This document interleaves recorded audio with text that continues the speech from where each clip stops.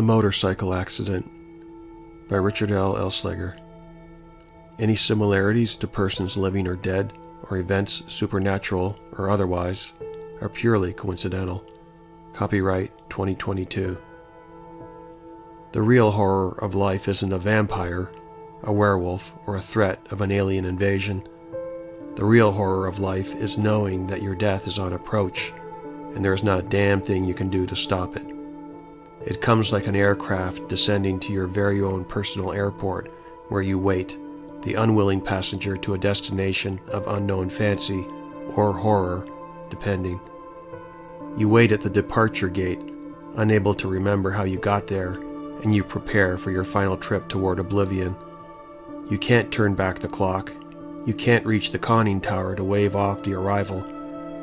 There is no negotiation that will allow you to stay on the ground. You just sit and you wait, a nervous flyer counting down the minutes before you board for a new vacation to a land you'd rather not visit. The worst part is that you know this will be your last trip, your final destination. When they find me, and they eventually will, the autopsy will put it down to misadventure by motorcycle. I know it. A simple accident, as they say.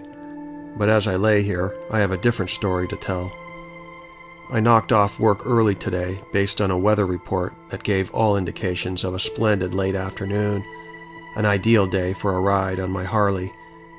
We were headed deep into autumn, so the weather was changeable and oftentimes unpredictable. Today was different. The sun rose with an arrogant confidence this morning, giving promise that we would hit temperatures equal to a fine summer day, so uncharacteristic of late November.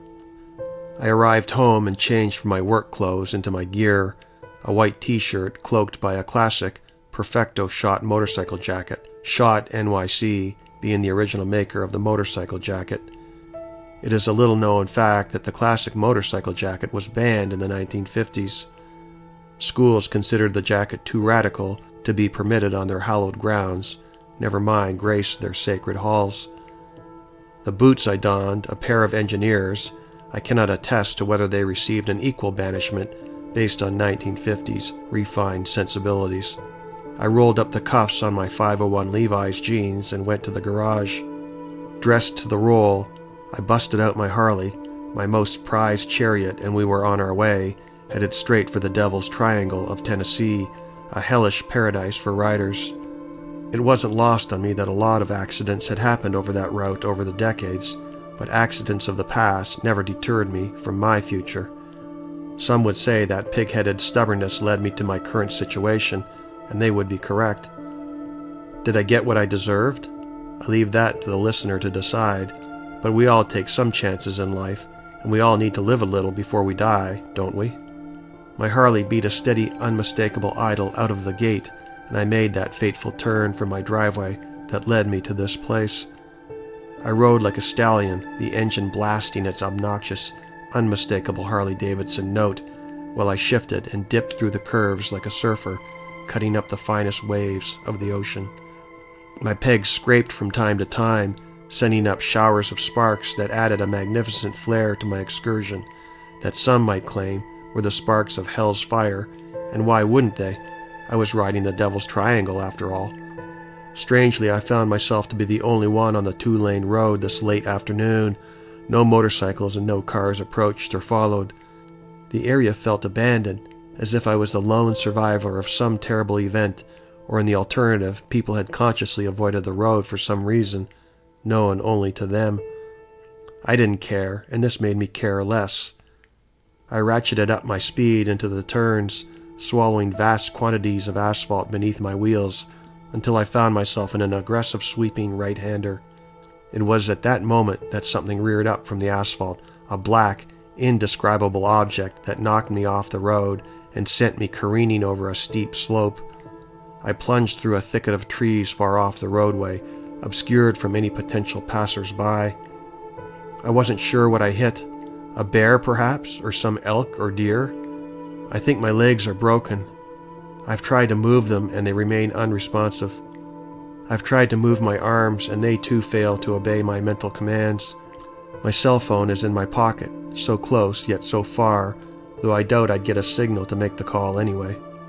I hear cars on the road now, intermittent cars, and I call out to them, but my voice is weak. I am weak. They cannot hear my pleas. No one can, except for something off in the distance, a shadow between the trees. It seems to hear me when I call out, but takes no action to assist. It stands there and seems to wait. When I shout to it, the thing skirts away and hides amidst the tree bark. I try to reason with it and I call to the shadow. I plead with it to get help, but it waits motionless. It must be a trick of the eyes, a trick of the setting sun, and speaking of which, I can feel the temperature drop in gradual but frightful degrees. The weather can change at a moment's notice, and as nightfall descends, I know within a reasonable degree of certainty that it can and will only get colder, much colder, likely down to the single digits. I cannot say how long I've been out here on the mountain, but in the wee hours of the night I can feel the coolness of a hand on my face. It caresses my skin in what I can only describe as a non-judgmental and reassuring way. I want it to go away, to stop. Please stop. But it will not relent. It will not stop. I shout to the freezing night air as clouds of smoke billow from my mouth. Can anyone hear me? Can anyone help? The shadow stands over me now, and it smiles in a friendly way. Angel or devil, I cannot rightly say, but what I can say is that my flight has arrived, and the shadow is my ticket agent. She issues my boarding pass, and I find myself escorted to the departure gate of an airport I do not recognize, surrounded by throngs of ghostly people, strangers of all types, and from all places headed to their own destinations. I board my plane and give one last look back at my life, and I pray for a sunny destination where once more I can ride the open road on my Harley Davidson.